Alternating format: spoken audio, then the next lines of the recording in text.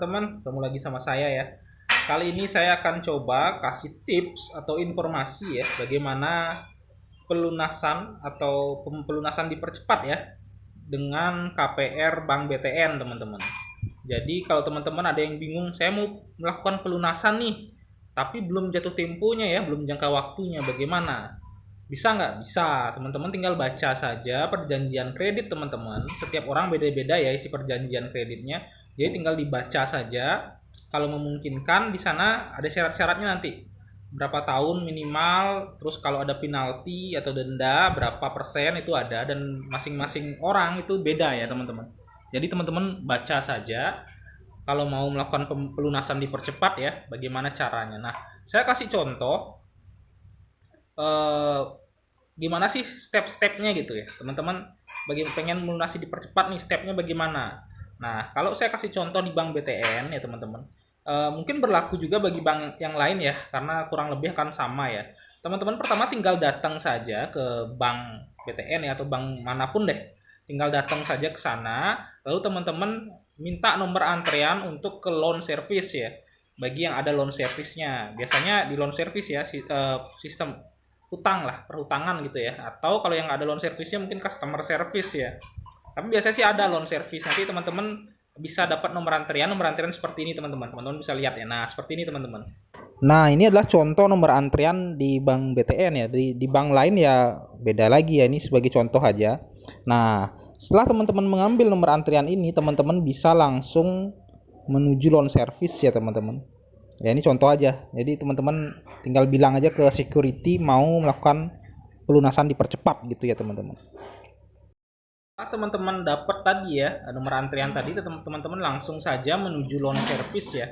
Nah, setelah di loan service nanti teman-teman tinggal nunggu dipanggil nomor antrian, lalu sampaikan saya ingin melakukan pelunasan dipercepat. Syaratnya apa saja? Teman-teman harus bawa 1 buku tabungan, 2 kartu ATM, 3 KTP, dan 4 tentu saja uang ya. Nah, uang itu bisa cash atau bisa juga dalam bentuk saldo yang sudah terisi di buku tabungan teman-teman gitu. Dan jangan lupa kalau teman-teman punya baca lagi ya isi perjanjiannya, kalau ada penalti ya teman-teman harus hitung tuh penaltinya berapa. Jadi teman-teman nggak bisa bawa uang ngepas gitu, karena akan ada biaya penalti.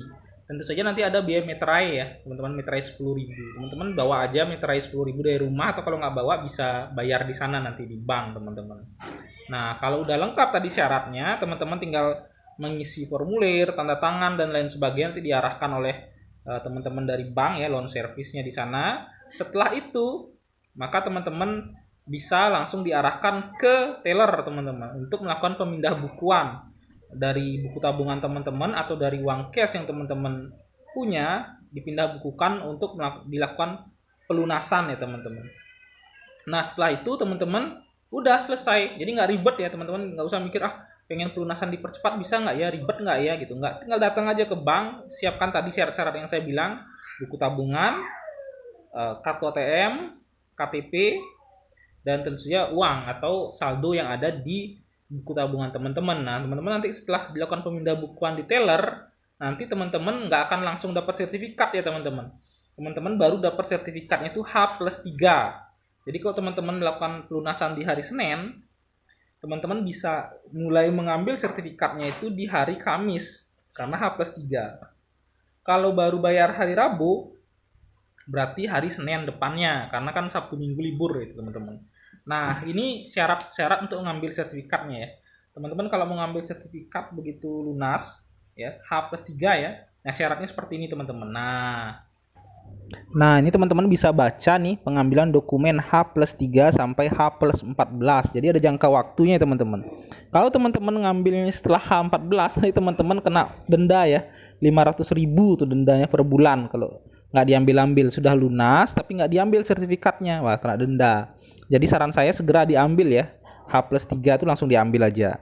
Syaratnya 1 bukti pelunasan. Jadi teman-teman yang tadi saya sampaikan, begitu sampai ke teller, teman-teman melakukan pemindah bukuan, nah itu nanti teman-teman dapat bukti pelunasan dari teller. Yang kedua, buku tabungan, ATM, KTP. Yang ketiga, kartu keluarga, buku nikah bagi yang udah nikah ya. Lalu meterai 10.000 sebanyak 2 lembar. Lalu ada biaya juga 150.000 untuk surat keterangan lunas. Nah, surat keterangan lunas ini bisa dipakai nanti untuk ke Badan Pertanahan Nasional ya teman-teman. Jadi teman-teman kalau begitu dapat sertifikat belum langsung selesai itu teman-teman.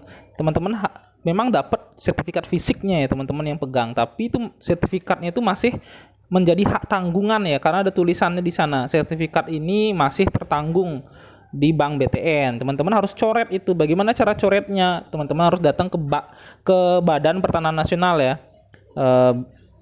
BPN ya, BPN setempat ya, dengan membawa surat keterangan lunas dan untuk surat pengantar roya. Nah, ini pengantar roya ini 350.000 biaya. Teman-teman bawa itu surat keterangan lunas dan surat pengantar roya nanti ke BPN, Badan Pertanahan Nasional, untuk mencoret hak tanggungan atas sertifikat teman-teman. Nah, itu baru sah teman-teman nanti.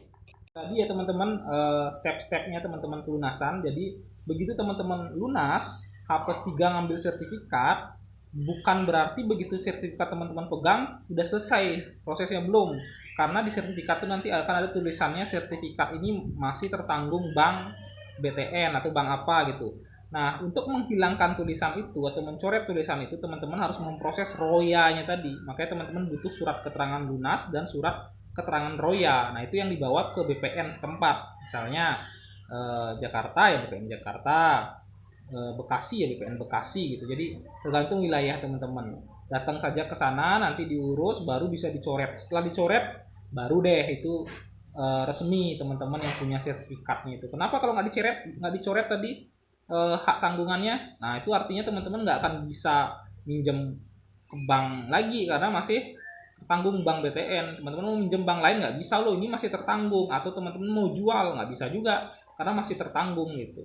Jadi harus dicoret dengan cara roya tadi. Itu ya teman-teman. Oke, mungkin sekian aja informasi dari saya. Mudah-mudahan bermanfaat ya teman-teman. Bagi ada yang pertanyaan bisa tanya aja di kolom komentar ya. Sekian dari saya. Terima kasih.